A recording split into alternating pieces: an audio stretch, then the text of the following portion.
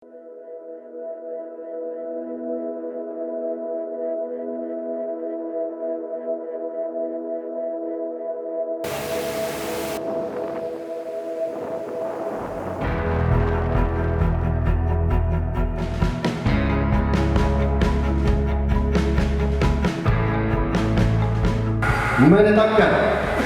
Saudara Bonifasius Blawan GSH sebagai bakal calon Bupati Kabupaten Hakamulu.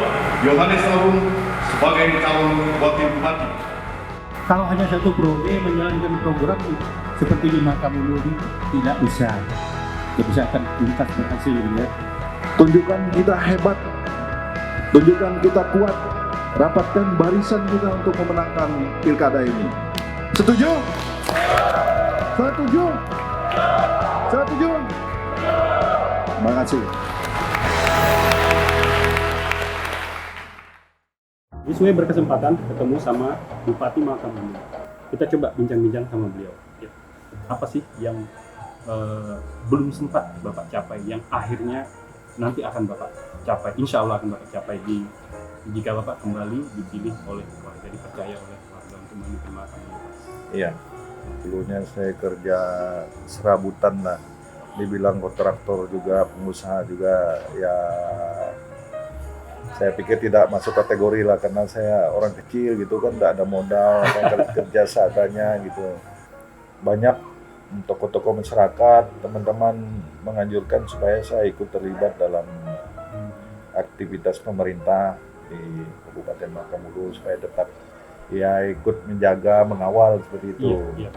Kalau di pemerintah banyak hal yang bisa kita buat untuk membangun daerah ini yang memang betul-betul butuh keseriusan, butuh komitmen untuk membangun seperti itu. Masih banyak yang ya perlu dikerjakan lagi gitu. Mudah-mudahan bisa yang keduanya, paling tidak kita meletakkan dasar-dasar pembangunan di Hakamulu ini untuk dilanjutkan oleh pengganti kita nanti.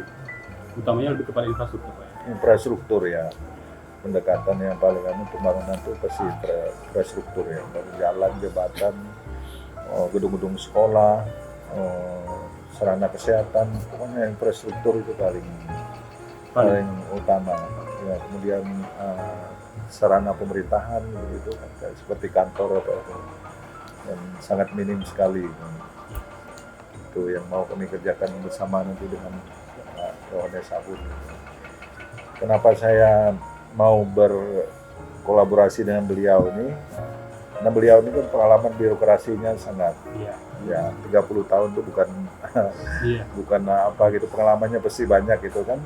Dan itu kami rasakan sepanjang perjalanan kemarin, kerjasama juga baik, gitu kan, komunikasi juga baik, ya komitmen untuk membangun juga sama-sama kuat karena memang tempat sendiri seperti itu. Jadi itu yang mendasari kami ya sepakat untuk bersama-sama di periode kedua ini. Target yang paling dekat akan dikejar itu apa aja, Pak? Sesuai dengan kebutuhan kita yang sangat prioritas gitu, infrastruktur ya pasti jalan, pokoknya akses jalan, jembatan, akses masuk gitu. Kemudian yang kedua penataan birokrasi yang arahnya untuk lebih efektif lagi, peningkatan kapasitas dan sebagainya, supaya apa yang menjadi program kami ke depan itu mereka bisa eksekusi dengan baik gitu, sesuai dengan peraturan tentunya. Kenapa sih Bapak menentukan pilihan untuk berpasangan sama Pak Yohanes? Bisa dijelasin? Ya, seperti yang saya jelaskan dari awal tadi, banyak pertimbangan memang untuk bersamaan kami, terutama kepada kapasitas personalnya seperti itu, sudah saya jelaskan seperti tadi kan di awal. Kemudian kami juga punya chemistry seperti itu, ya chemistry untuk bisa bersama-sama berjalan membangun Hakamulu. Kita ke Pak Yohanes Agung, ya, ini bakal calon wakil bupati yang bakal menjadi tandem Pak Boni ya. Boleh cerita sedikit nih Pak Yohanes, apa sih yang mendasari Bapak untuk siap ini untuk membangun Makamulu berpasangan dengan Pak Boni? Banyak program-program yang di periode pertama ini perlu dilanjutkan di periode berikutnya. Makanya saya katakan bahwa membangun Makam Ulu yang mulai dari tadi bilang Pak Boni tadi yang mulai dari Di bawah nol nol. tadi tidak mungkin bisa dilaksanakan hanya satu periode. Pasti tidak akan ada bentuknya seperti itu. Nah itu yang sering di masyarakat bahwa tidak ada yang dibuat seperti itu. Padahal bukan seperti itu. Gitu ya. Kalau kita lihat kenyataannya, dulu waktu saya datang di sini di Gobilang ini ya, hanya ada 3 mobil pickup. 3 mobil pickup, Pak. Motor hampir tidak ada suara seperti ini. Gitu. Nah, sekarang berhitung ribuan sudah motor, mobil sudah ratusan gitu. Itu sekitar tahun berapa itu? Tahun 2014, 2014. 13, 14 gitu ya. Itu belum lama. Nah, akhirnya kan apanya yang tidak ada gitu kan. Iya. Nah, kemudian di kampung-kampung coba kita lihat dulu. Karena konsep program beliau ini kan mulai dari kampung itu dulu diperlihatkan. Makanya di samping ada dana desa, ada lagi dari kabupaten yang mungkin tidak sebesar yang dimiliki oleh kabupaten daerah lain gitu. Iya. Yang dibantu ke kampung-kampung ini sehingga rata-rata di kampung itu 3M, bahkan ada yang lebih sampai 6 gitu. 6M. Nah, dengan itu bahkan saya lihat perkembangannya ya. Kalau mau cari tukang atau kerja kasar di kampung itu susah. Karena orang sudah terlibat semua di kegiatan proyek yang ada di dana desa tadi. Jadi mereka lebih banyak terlibat.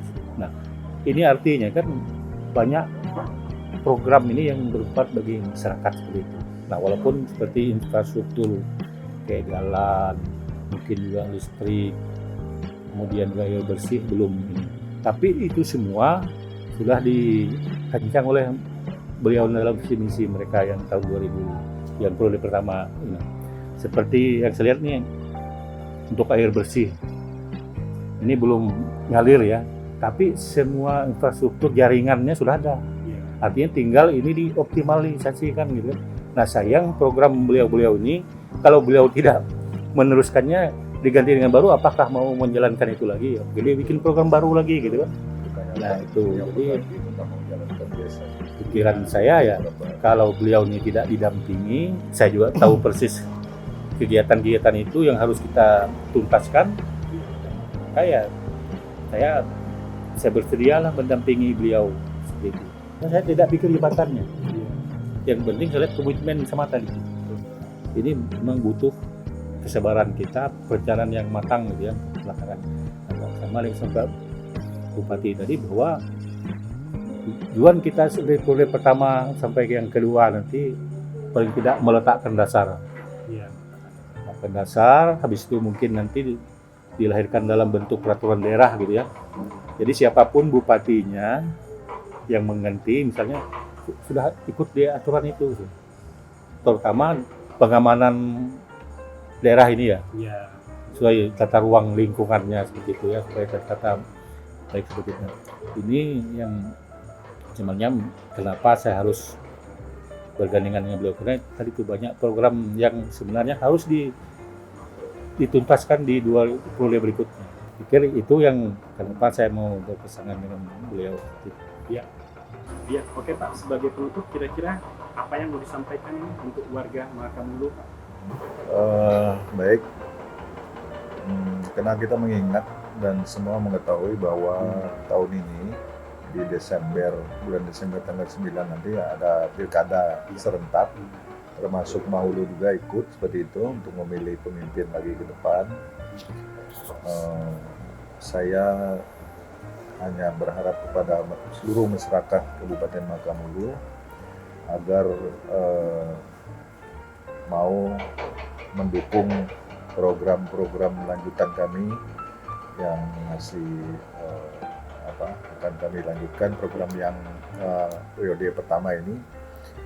Kemudian ada tambahan lagi nanti ke depan untuk lebih memaksimalkan, mempercepat pelayanan kepada masyarakat. Jadi kami mengharap dukungan dan doa serta kepercayaan masyarakat Maluku pada kami berdua, saya dengan Pak Agun. Siap. Terima kasih Pak Terima atas kasih. waktunya, sudah bangga sekali bisa diundang langsung sama Pak Boni. Demikian pertemuan kita dengan Pak Boni dan Pak Yohanes Agun, dan terima kasih.